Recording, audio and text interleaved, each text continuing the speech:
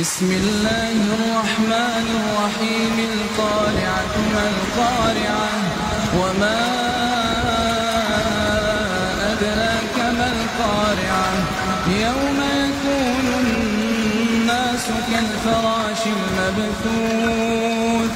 وتكون الجبال كالعهن المنفوش فأما من ثقلت موازينه فهو في عيشة راضية